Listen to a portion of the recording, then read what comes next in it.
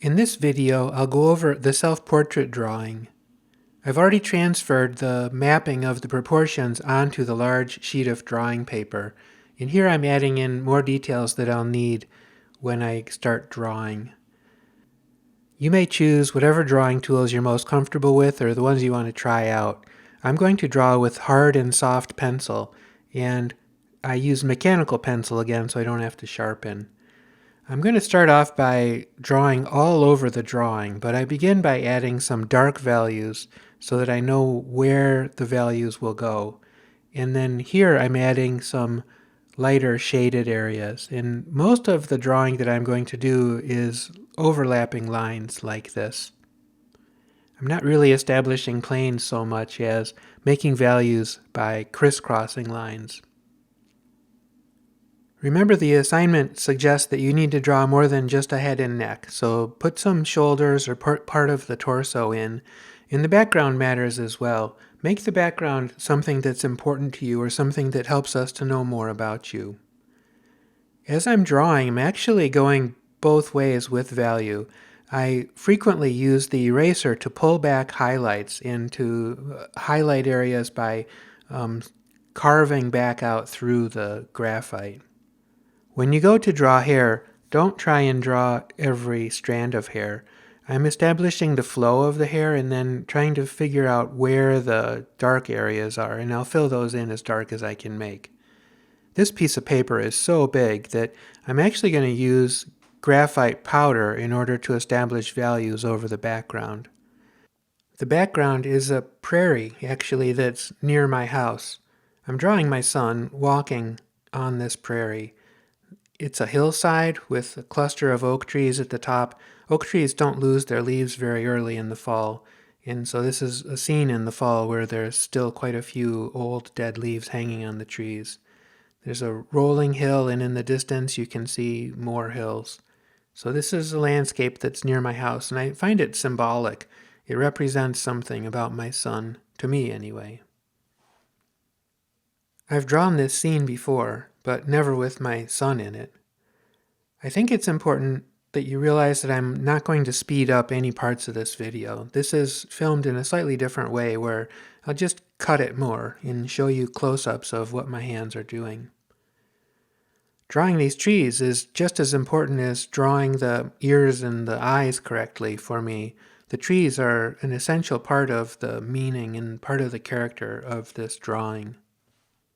This is a very large piece of paper to cover with marks with a pencil. Even though the background is fairly simple and mostly just filled with abstract marks, it's a lot of surface area. So this drawing took me maybe 4 hours to make, and you should set aside that kind of time for your self-portrait. Think of this drawing as a kind of culmination of what you've learned this semester, and go ahead and invest time in it. Some parts of the trees I used a blending stump on in order to make the shapes a little bit more blurry. And I find that the blended areas add a kind of depth to the surface. I like the contrast between the areas which are just left with pencil and the areas which have been selectively blended. When you see me switch between pencils, it's largely the width that I'm changing. This is a 0.5 millimeter pencil, and the other pencil I was using a moment ago is 2 millimeters. So it's about the scale of the marks that I'm getting off the pencil, as well as the darkness. In making these videos, I've been trying to think of the best way to explain what I'm doing and what I'd like you to try doing. And by making the camera close to the piece of paper, I think you're looking at about the amount of area that I'm actually looking at when I'm drawing. Now that I have graphite over almost all the drawing paper, I'm going to go back and start adding detail to the facial features.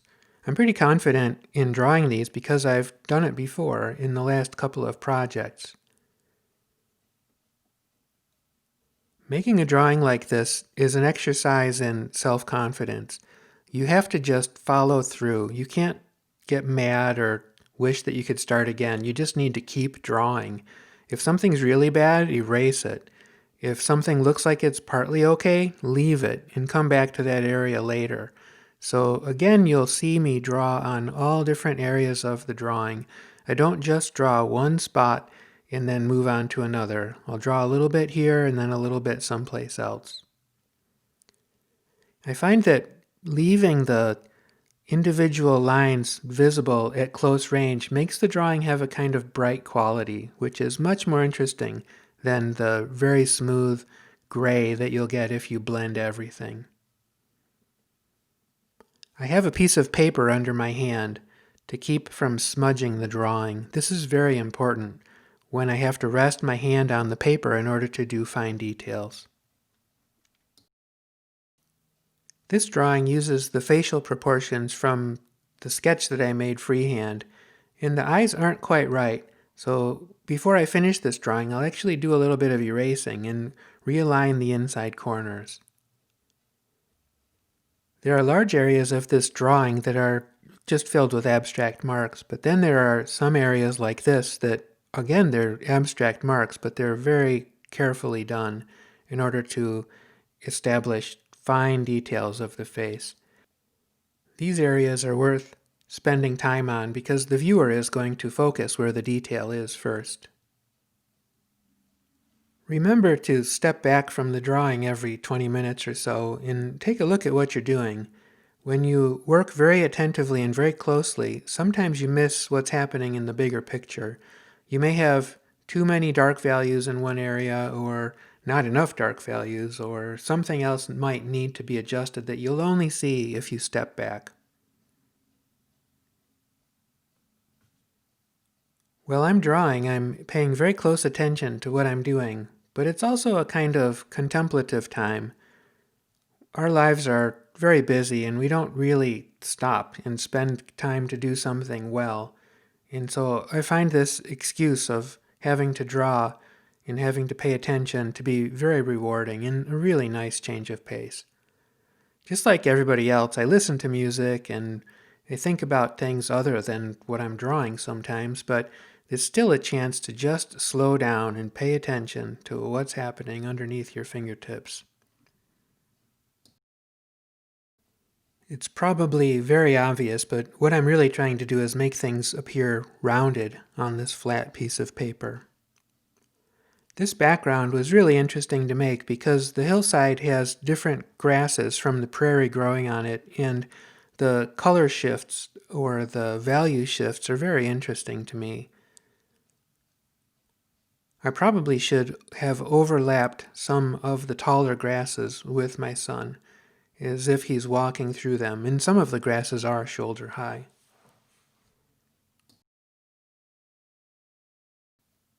Notice again that I'm going back and forth between the background and the figure, in between the pencil and the blending stump. I'm kind of just dancing around on the piece of paper and not focusing too much for too long in any one particular spot. I'm trying to make the figure work with the scene, make it look like he's really standing there in the scene. That's my artistic choice. You can do what you want between your figure and your background. Here's my finished drawing. In some ways, it isn't what I had hoped for, but more importantly, there are ways that it's better than I had hoped. When you step back and look at your drawing, be proud of what you've accomplished.